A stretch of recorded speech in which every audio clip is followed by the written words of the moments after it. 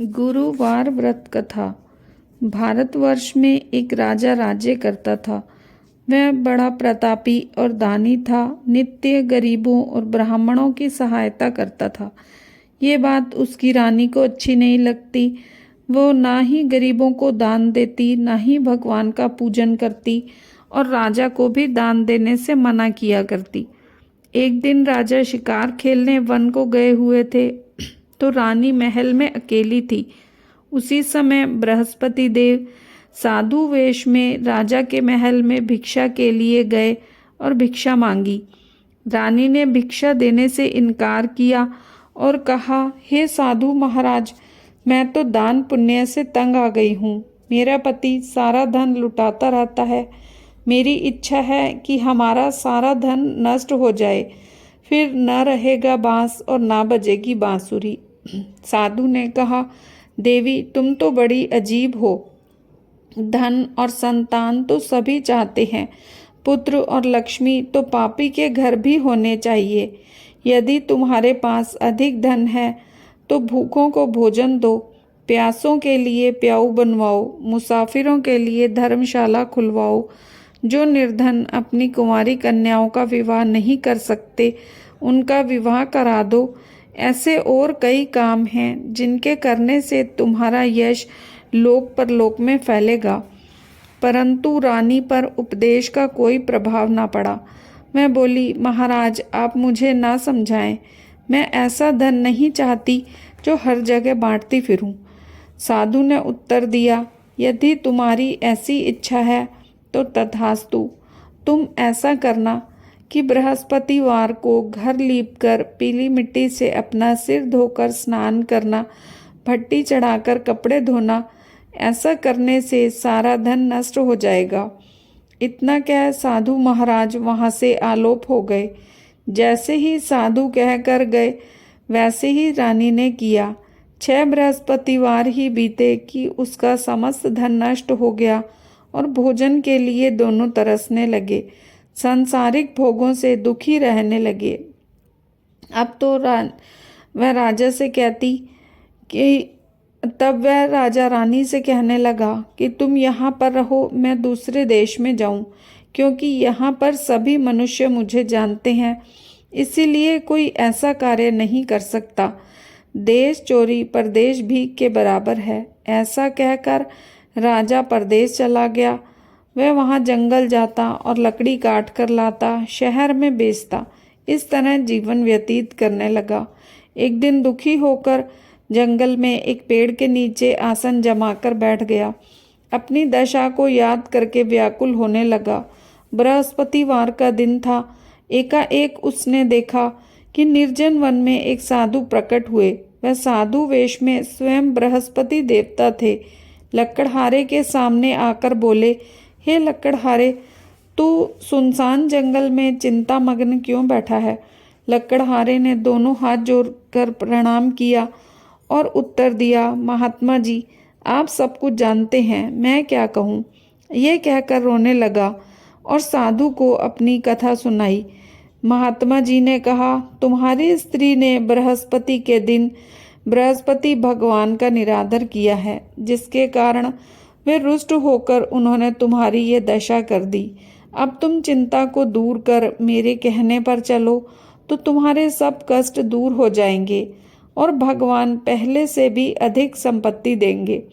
तुम बृहस्पति के दिन कथा करो, 2 पैसे के चने मुनक्का लाकर उसका प्रसाद बनाओ, शुद्ध जल में लोटे में शक्कर मिलाकर अमृत तैयार करो। कथा के पश्चात अपने सारे परिवार और सुनने वाले प्रेमियों में अमृत व प्रसाद बांटकर अपने आप भी ग्रहण करो। ऐसा करने से भगवान तुम्हारी सभी मनोकामनाएं पूरी करेंगे। साधु के ऐसे वचन सुनकर लकड़हारा बोला, हे प्रभु, मुझे लकड़ी बेचकर इतना पैसा नहीं मिलता जिससे भोजन के उपरांत कुछ बचा सकूं। मैंने रात्रि में अपनी स्त्री को व्याकुल देखा है। मेरे पास कुछ भी नहीं है जिससे उसकी खबर मंगा सकूं।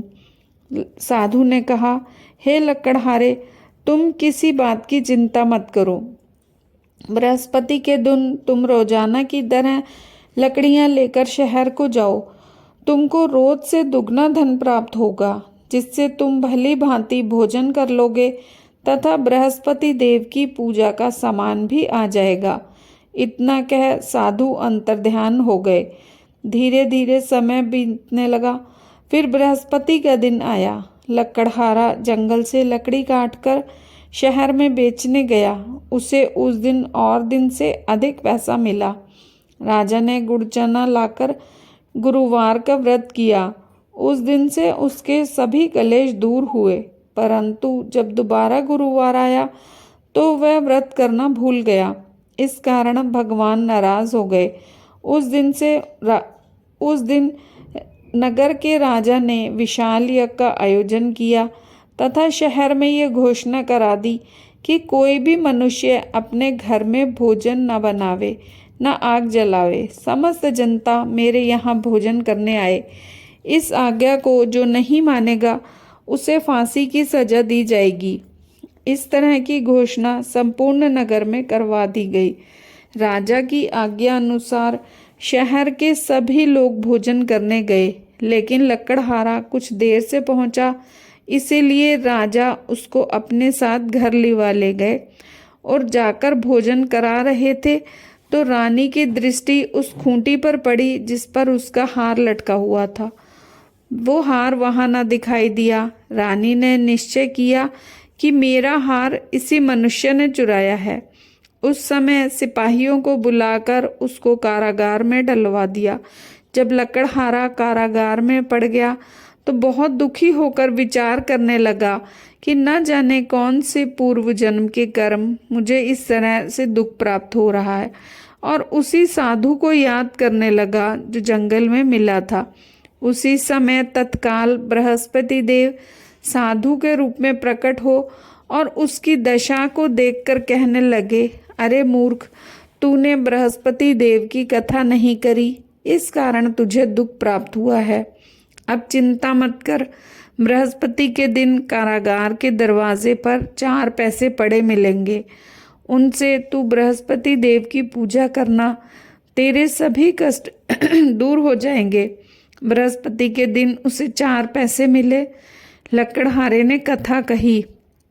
उसी रात्रि को बृहस्पति देव ने उस नगर के राजा को स्वप्न में कहा, हे राजा, तुमने जिस आदमी को कारागार में बंद कर दिया है वह निर्दोष है, वह राजा है, उसे छोड़ देना।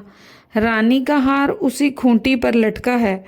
अगर तू ऐसा नहीं करेगा तो मैं तेरे राज्य को नष्ट कर दूंगा। इस तरह रात्रि के स्वप्न को देख राजा प्रातःकाल उठा और खूंटी पर हार को देखकर लकड़हारे को बुलाकर क्षमा मांगी तथा लकड़हारे को योग्य सुंदर वस्त्र आभूषण देकर विदा किया। बृहस्पति की आज्ञा अनुसार लकड़हारा अपने नगर को चल दिया।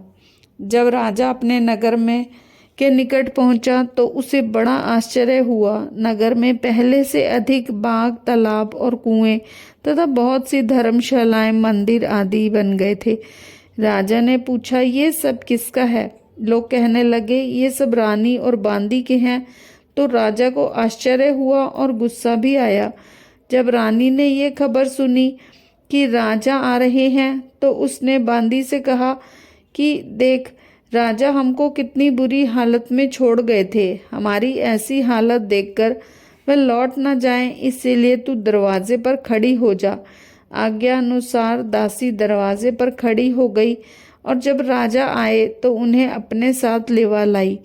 तब राजा ने क्रोध करके अपनी रानी से पूछा कि ये सब धन तुम्हें कैसे प्राप्त हुआ?